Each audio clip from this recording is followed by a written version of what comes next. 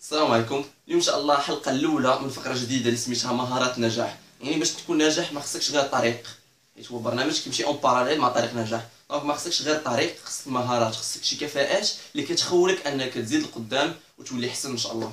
بحال قلتي الكور والتادي شي كيكمل شي. معنا اليوم ندويو اول خصال او اول مهاره اللي هي فن الالقاء. عمرك باش دير شي اكسبوزي ولا بريزونطاسيون ديال شي بروجي ولا بغيتي تدوي على شي حاجه قدام الناس وخفتي، حشمتي ولا تخلعتي وخفتي من نظره الناس واش غايقولوا عليك الا ما نجحتيش ولا ما دوزتيش داكشي مزيان؟ حل ساهل وبسيط، الحل كاين في 10 الحوايج اللي درتيهم ان شاء الله يدوز كلشي بخير. بغيتي تعرفهم تلاقاو مور الفاصل.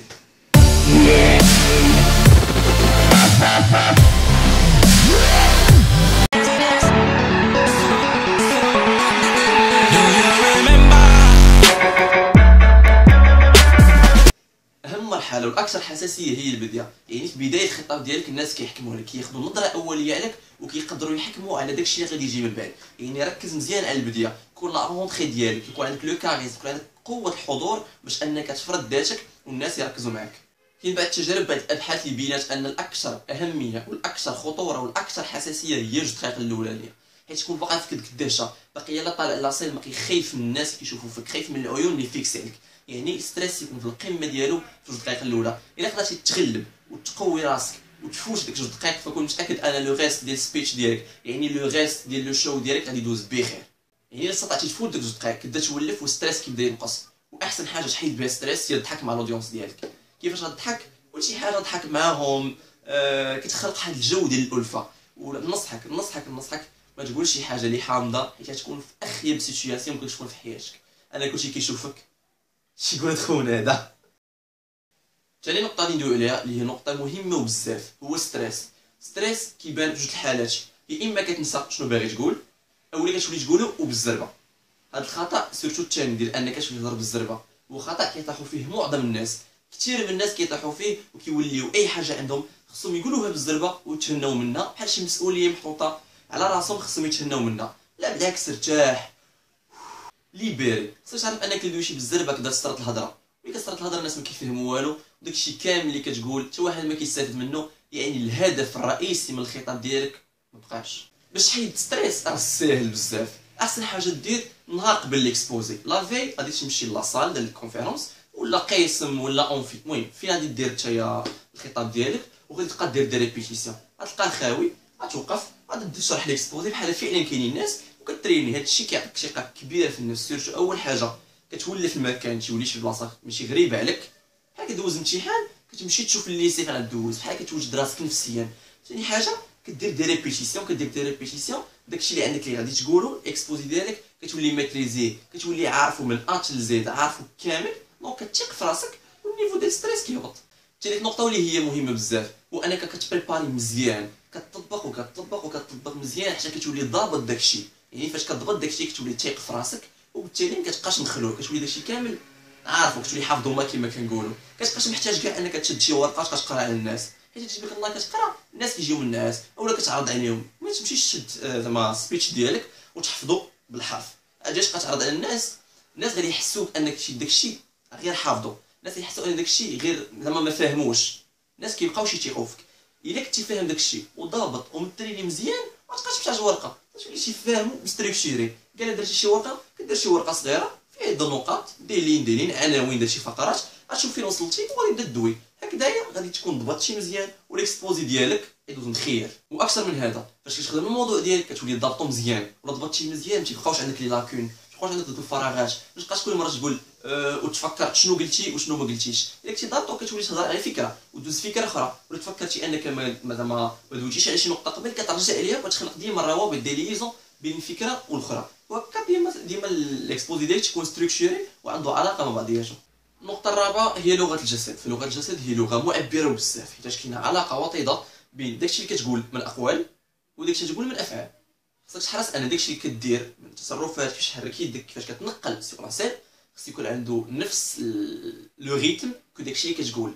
فمثلا كتكون تحت افي ديال ستريس كتقدر دير يدك في جيبك، كتقدر تربع يدك. كل واحد كيفاش مانيفيستي ستريس ديالو، كيبقى يديبلاصا بزاف سيغ لا سين، يبقى يمشي هنا ويجي هنا ويمشي هنا ويجي هنا.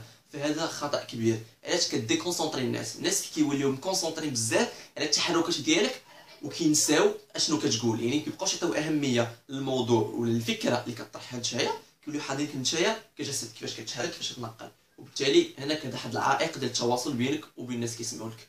فاش كتكون كتبريزونتي كاينين شي حوايج خصك تفاداهم. اول حاجه خصك تفاداها هي انك تعطي الناس بظهرك وتبقى تقرا في ديابوزيتيف. هذه عمرك ديرها. ديابوزيتيف كدير فيه غير عناوين ولا عنوان ديال الفقره باش كتقدر تسيتيو راسك، تعرف راسك فين وصلتي وشنو باقي خصك دوي. هذه اول حاجه. الناس كباغيينك انت مابغيش ديابوزيتيف. الا كان ديابوزيتيف عامر بقيتي كتقرا زعما شي حاجه جديده ما جبتيها. ثاني حاجه خصك دير، خصك تلعب اكثر على البوستور ديالك، كيفاش كتوقف، كيفاش كتحرك يديك، كيفاش كتنقل. تنقولش لك باش تبقى فيكس في بلاصه وحده، تنقل ولكن في لو بون مومون وماشي بزاف باش الناس يبقاو مركزين معاك. واحد الحاجه اخرى باش كتعطي الاهميه لشي فكره معينه. فاش كتوصل لشي ايدا كلي، شي فكره اللي عندها قيمه كبيره، فكترفع الصوت ديالك. مثلا كتولي تغير مستوى الصوت ديالك انطلاقا من فكره مهمه ولفكره اقل اهميه. كما ان الجانب التقني كيفاش لابس، يعني واحد الحاجه اللي مهمه بزاف هو الهندام ديالك. كون متاكد ان الهندام ديالك كيسمح لك دير بزاف الحوايج، كما انه كاين اللي يخرج عليك. الا كنتي زعما لابس واحد اللباس اللي هو احترافي بروفيسيونيل، فالناس كيركزوا معاك بزاف. هذه تجارب، هذه ابحاث، وهذه زعما الناس لاحظوها انك الا كنتي لابس مزيان واخا كدير شي خطا الناس كيتجاوزوا كيسامحوا لك. اما الا كنتي انت مثلا جاي لشي كونفيرونس ما ديروش بحالي. احنا كنشوفوا في هاد التصويره انا جاي كونفيرونس جايب تريكو ديال البحر، سروال الجين وصدال الصباع. هنايا اوغلوزمون هنا كانت غير ريبيتيسيون، مي ابارامون افضل يكون شي لباس لي بروفيسيونيل، وهادشي كيعاونكم بزاف، كيزيد الثقه في النفس ديالكم والناس كيوليو مركزين معاكم اكثر. خامس حاجه، الابحاث بينات ان الناس مستحيل يعطيوك 100% من التركيز ديالهم، ولكن كاين الحل هو الاي كونتاكت. اي كونتاكت زعما الاتصال بالعين. فاش كتواصل مع شي واحد بالعين كتبين ليه انك تيق في راسك، انك عارف شنو كدير وعارف فين باغي توصل وعارف شنو كتقول، فكيولي مركز معاك اكثر. الا كان غادي يعطيك 30% او 40% من التركيز ديالو غادي يعطيك 50 ولا 60. هذا الهدف الاول من الاي كونتاكت. الهدف الثاني واللي هو سيف ذو حدين، حاول انك ما تبقاش فيكس في جهه وحده. الا بقيتي كتشوف الناس هنايا فكون متاكد ان الناس اللي في الجهه الاخرى ما مركزينش معاك. هذه اول حاجه. ثاني حاجه، كاين قدامك بزاف الناس، كاين قدامك 200 300 400 واحد، شبه مستحيل تدخل في اي كونتاكت معهم كاملين. ولكن حاول انك تركز مع واحد هنايا واحد هنا واحد هنا واحد هنا، كوم سا كونسونطراسيون كتكون عامه. سادس حاجه هما القوالب اللي خصك دير. خصك تعلم شي قوالب. انا مثلا عندي جوج ديال القوالب كنديرهم وكينفعوني وبزاف. مثلا وسط الاودينس كندير شي 12 13 صحابي 20 ديال بصح، كنحطهم كنوزعهم في لاصال، واحد هنا واحد هنا هنا هنا هنا، كنحطهم في كاع البلايص لاصال. وقت ما حسيت براسي تستريسيت ولا تلفت ولا الكونفيونس ديالي في راسي قلات، كنشوف شي واحد كنبقى نشوف كنديستريس، كنشوف لاخر كنديستريس حيت مولفهم. دونك ستريس كن ايفاكوي بحال كنحيدو. ابخي بعد الماتش كننسى شنو كنت باغي نقول، كنت باغي ندير كندير شي موفمون. مثلا اتفقت معاهم غادي ندير هكذا ولا شي حاجه، كيما كنديرها كيبداو يصفقوا واحد يتصفق هنا شويه كتولي لاصال كامله كتصفق. كنولي رايح من 10 حتى 15 ثانيه ديال التصفيق هما كيصفقوا وانا كنفكر شنو غادي نقول، كنعاود ستركتشر راسي وصافي. من بعد داكشي كيمشي متسلسل. احسن حاجه نمشي نقولها لك، احسن من هادشي كامل اللي قلت قبل، هو البراتيك. فالتطبيق كل ما تطبق تبقى تطبق وبراتيكي فين ما جات شي فرصه نهضر، فين ما جات شي فرصه في القيصر نكتب التاريخ وقرا انت تقرا التكست، انت اللي تكتب شي حاجه في السبوره، اي حاجه فين ما جات شي فرصه كبيره وصغيره نوض وهضر. فالبراتيك غادي تتعلم، البراتيك غتعلم احسن وبسرعه اكبر، وغادي تولي كتحكم في راسك مزيان، غتولي تجاري ستريس ديالك، غتولي مابقاش تهضر بالزربه كما كنهضر انا دابا بالزربه. باش حامل حاجه ما يبقاش فيها المشكل. فاش تكون كتبراتيكي ما تحبسش فاش تحس براسك انك قادر دوز مزيان، ولكن حبس فاش تحس براسك مستحيل ما تدوزش مزيان. ثاني حاجه ديرها هي تمشي للانترنت تقلب في الفيديو، شوف فيديو يوتيوب. بحال كاينين دي زيفينمون بحال تيد هما ناس كينوضوا قدام بزاف الناس كيبقاو يدويو، كيكون قدامهم 300 400 الف واحد كاع، ما عندهمش مشكل تعلم منهم. شوف كيفاش كيتحرك، شوف كيفاش كيهضر، شوف كيفاش يحرك يديه، هادو كاملين ممكن تعلم منهم. غتشوف واش كيدير وغادير بحالو اوتوماتيكمون غادي تولي احسن. ثاني حاجه فاش تكون كدير شي حاجه فيلمي راسك، بحال مثلا دابا انا كنفيلمي راسي باش غادي نسالي، غادي نشوف راسي ونشوف الاخطاء ديالي وغنحاول نتعلم منهم. وكاع كاين شي اخطاء ما نشوفهمش انايا، غادي نوري الناس نقول لهم خويا شوف فين درت الاخطاء، وغادي نقيد داكشي والمره الجايه غادي نحاول ما نطيحش فيهم. وتبقى بحال هكذا بشويه تتعلم. ومن هنا كنزيد ناكد عليكم، كان دابا كتشوفوا الفيديو الا بان لكم شي خطا ولا شي نصيحه ولا شي ملاحظه فما عليكم غير تصيفط لي في لاباج فيسبوك وكون متاكد غادي ناخذها بعين الاعتبار. ثالث حاجه ديرها هي انك تقرا وتعلم راسك، حيت تقدر تلقى دي فيديو في يوتيوب، تقدر تلقى كتوبه، كاين كتوبه كتعلم فيهم وكتعلم فيهم وبزاف. كاين دي زيفينمون تحضر ليهم بحال تيد، بحال لا بارول دور. لا بارول دور هو واحد الايفينمون تيكون فيه واحد الكومبيتونس ديال الناس كتهضر اون بوبليك. دونك هادي واخا ما تربحش غتخدي شي اكسبيريونس كتعلم. كاين تيد كيما قلت لك كتحضر فيه، اما تشوفو يوتيوب ولا تحضر ليه. كاين دي فورماسيون بحال سبيكالان. سبيكالان كتكون في الصيف، اللي هي فورماسيون خطيره بزاف وكنصحكم خاصكم تشاركوا فيها، وها اللي ديالها فيسبوك. كاينين دوطخ فورماسيون اللي انا ما عارفهمش وكاين فيها تلقاهم عند زينب. المهم زينب بالعدل كدير دي فيديو سور يوتيوب. سير شوفوا لاشين ديالها كدير دي فورماسيون دي ستاج. تقراو على برا ولا في المغرب بطبيعه الحال كلشي فابور. المهم شوفوا لاشين ديالها في يوتيوب. اخر حاجه وعشر حاجه ديرها هي انك عمرك تحبس التعلم.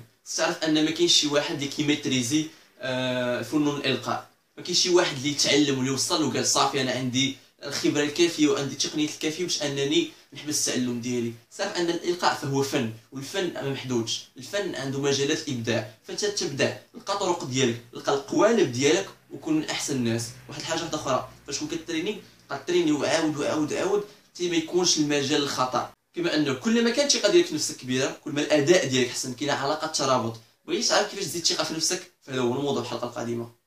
حلقه اليوم وصلت للنهايه ديالها. نتمنى الله تكون نالت الاعجاب ديالكم وتعلمتوا واستفدتوا شي حاجه غادي تنفعكم، حيت فنون الالقاء اللي هي شي حاجه ضروريه في الحياه، شي حاجه تنفعكم في جميع المجالات. ما تنساش انك تابونا في لاشين يوتيوب وتتبعنا في فيسبوك وتبارطاجي مع صحابك.